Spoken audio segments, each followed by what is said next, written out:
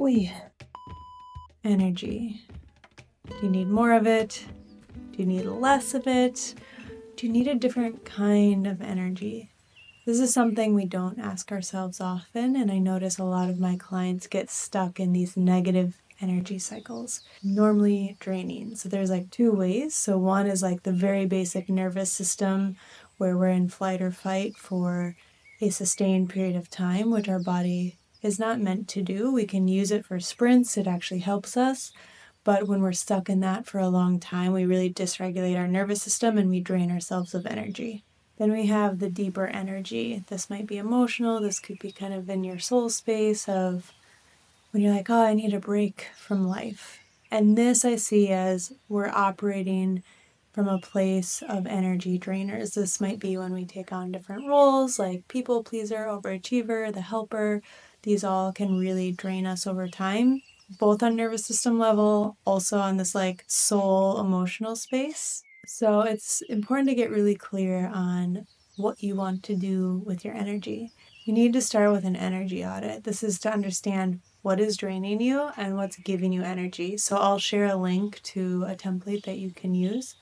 But the reason why this is so important is a lot of the time we have a lot more energy drainers in our life than energy givers, if you will.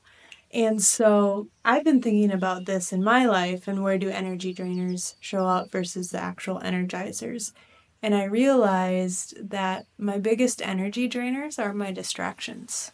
So the things that I think help me chill are the things that actually drain me, in moderation, of course. It doesn't have that effect. So my biggest, I would venture to say addiction is binge watching TV. And at first it starts out fun. You also develop this emotional connection with the characters, but then you realize at a certain point, like, oh, I feel kind of icky and heavy and lethargic, and I feel numb. And then what do you do with that? That energy really slogs you down. You get stuck on the couch, you lay in bed, you don't want to go out for a walk, you don't engage. And I was thinking about that because the average American, I believe, watches 3 hours a day. So think about what we're doing to our energy day in and day out. Watching TV. Energy could be as simple as I need to take a nap, I need to rest, my body physically needs to repair itself to what is something that really feeds me. So for me, it's going to the sea and snorkeling and being with the fish, seeing octopi. Those are the things that really give me energy.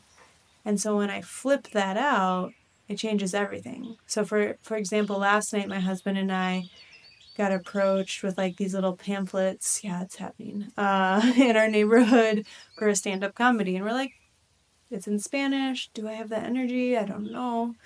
But we decided to go. And I have not laughed that much. And all I could think was, I feel so much more alive, so much more connected. I have so much more energy because I didn't go home and I didn't watch TV tonight. My invite for you is try out the energy audit. But then also start to ask yourself the deeper questions of like, what are the distractions I'm creating in my life?